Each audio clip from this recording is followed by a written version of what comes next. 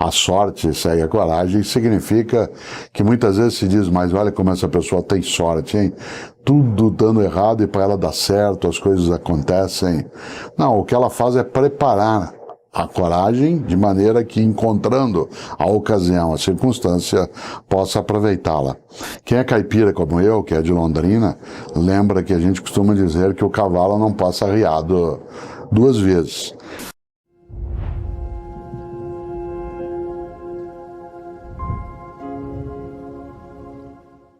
Essa frase, que significa preste atenção nas ocasiões que estão à tua volta, ela precisa ser adendada. Não basta o cavalo passar arriado para que eu o monte. Eu preciso saber montar. Eu preciso estar preparado para permanecer em cima dele. Eu preciso ter habilidade para conduzi-lo. Eu preciso, inclusive, prestar atenção para saber se é de fato um cavalo, né, que está passando arriado. Isto é, eu tenho que ter noção da circunstância e da ação. Aí sim, o cavalo passa arriado, é a ocasião, a chance, a oportunidade. A sorte segue a coragem, significa que a virtude mais decisiva para que alguém tenha iniciativa, né, que seja proativa, tenha capacidade de empreender, de ser protagonista, é coragem. E coragem não é ausência de medo.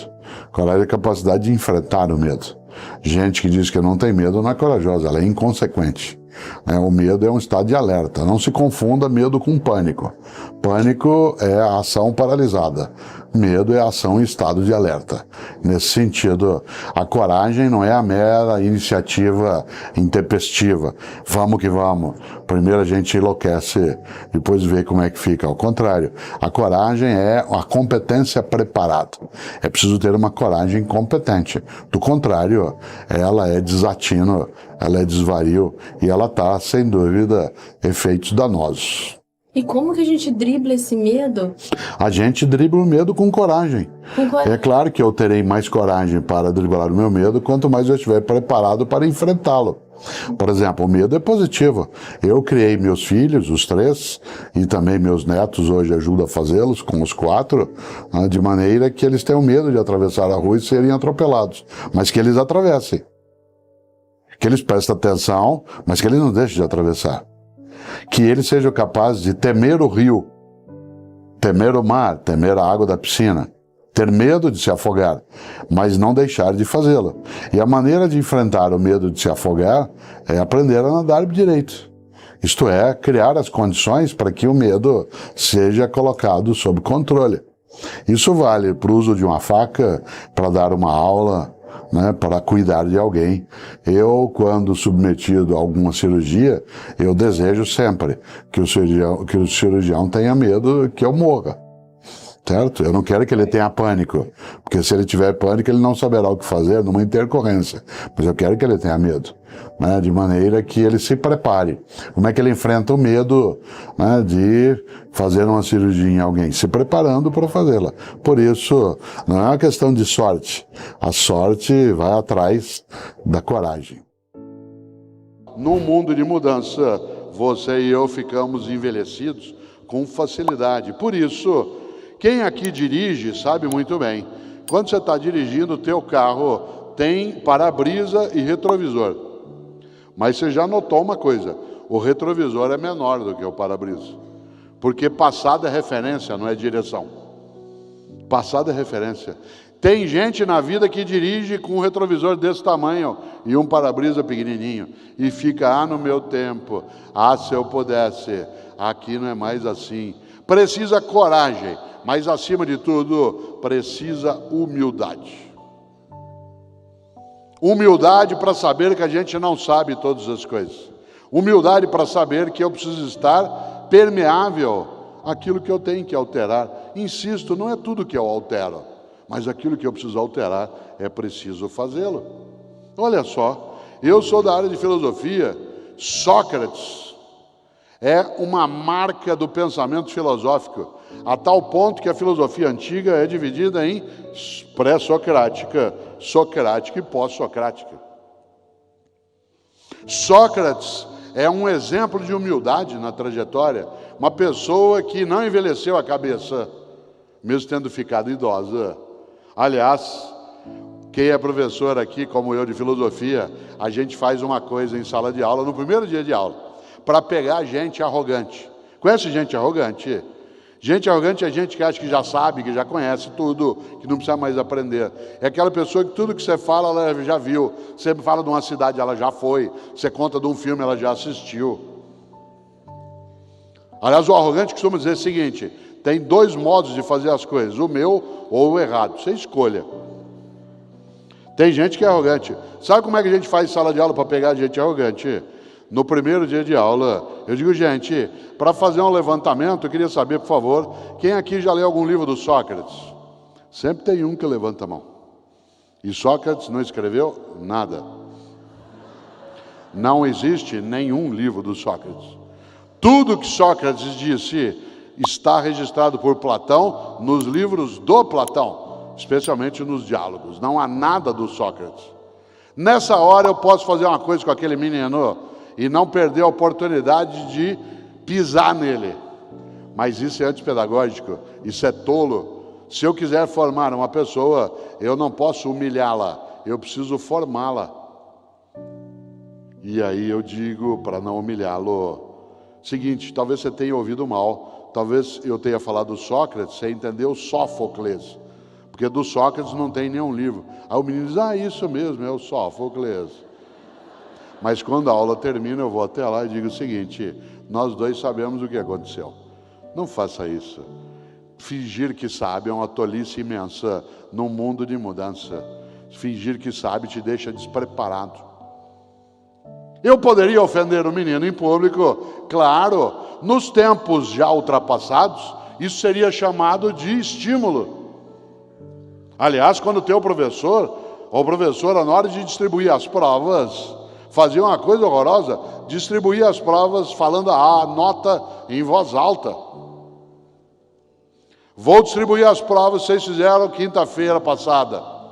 Vou fazê-lo por nota em ordem decrescente. Paulo, 5. Pronto, você já se preparava. Se o Paulo era 5, imagina dali para baixo. Para que fazer isso? Há uma regra básica: corrija no privado e elogie em público. Elogie em público, mas corrija no particular. Alguém que quer formar outro, corrige sem ofender, orienta sem humilhar. É um modo ultrapassado achar que você está estimulando pessoas quando você as machuca. Que nem na empresa. Até algum tempo, aquilo que hoje é chamado, com toda razão, de assédio moral, era chamado de estímulo. Seguinte, você se prepara, tá? Estou de olho em você. Vai almoçar, depois a gente conversa. Imagina, a pessoa entrava em pânico. Eu estou prestando atenção nas tuas coisas. Vá para casa, fim de semana, aproveite. Segunda-feira eu converso com você. Isso hoje é considerado assédio moral, com toda razão, porque isso faz com que a pessoa se sinta aterrorizada. Há algum tempo, isso era usual, agora não pode. E por quê? Porque fazer alguém sofrer, humilhado, aterrorizado, é algo desnecessário. Superar, inovar, transformar. A sorte segue a coragem. Que junto com coragem, há uma outra coisa que é necessária para viver cenários turbulentos, que é paciência. Paciência. Paciência não é lerdeza. Ser lerdo é sinal de incompetência. Ser paciente é sinal de inteligência. Insisto, lerdeza é diferente de paciência. Nós perdemos um pouco da paciência, sabe por quê? Nós nos afastamos muito do mundo da roça. E a agricultura é a arte da paciência. A borboleta não pode sair do casulo antes da hora. Não adianta você tentar amadurecer um cacho de banana à força. Você até faz, usando carbureto, mas ele não vai ficar com o mesmo sabor. O Brasil vive hoje um momento turbulento. A gente tem medo de perder a decência, de perder a esperança. Tem que ter coragem, mas a coragem tem que ser preparada, tem que ser buscada. Nesta hora, quero lembrar: cenários turbulentos, mudanças velozes. Negação, proteção ou superação. Há pessoas que, frente ao cenário que é turbulento, recuam, se afastam, se aquietam. e ficam dizendo uma frase perigosíssima que é: que horror, alguém tem que fazer alguma coisa. Cuidado, hoje uma parte da nova geração, formada por nós, é impaciente. Ela acha, olhando o que você tem, a casa que você conseguiu, o patrimônio que juntou, a terra que você é dona ou dono, acha que aquilo foi automático. Não viu o esforço, a dedicação, não viu o número de anos que você teve que literalmente sofrer, comer grama, ter dificuldade para conseguir o que consegue. Por isso, olha só, paciência não é lerdeza. Eu gosto demais de uma frase dos latinos que diziam algo que é importante para você e para mim. Os latinos diziam: a sorte segue a coragem. A sorte segue a coragem. Às vezes você diz, mas aquela pessoa tem uma sorte danada. Olha como é que as coisas dão certo para ela. Não. O que ela tem é coragem de buscar, de fazer, de estudar, de procurar. Sorte, tem que trabalhar todo dia, buscar, ir atrás, se preparar, se organizar. A sorte segue a coragem. Não tenha a menor dúvida. Às vezes eu termino uma palestra e a pessoa, para me elogiar, me ofende sem querer. Ela diz assim: Cortella, você tem o dom da palavra. Me dá uma raiva quando ela fala isso. Porque quando ela diz que eu tenho o dom da palavra, ela está querendo dizer o quê? Que eu não tenho mérito nenhum, que eu não fiz esforço algum, que tudo é automático, que Deus me chamou e falou: vem aqui, você vai falar em público. Claro que não. Faz 60 anos que eu estou na escola, como aluno e professor. Para eu escrever 32 livros, eu tive que ler mais de 10 mil livros na minha vida. Cada dia eu estou numa cidade, conhecendo, conversando, sabendo.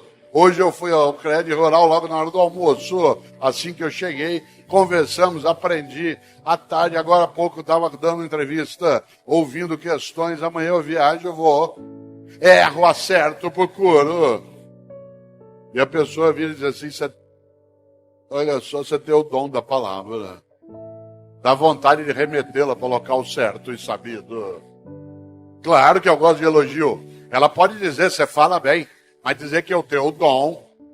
E eu não tenho dúvida de que eu fui abençoado pela possibilidade de poder falar em público. Mas eu tive que pegar esse dom e desenvolvê-lo. Não é uma coisa automática. Faz 42 anos que eu sou professor. Faz 42 anos que eu estou em cima de um espaço de comunicação.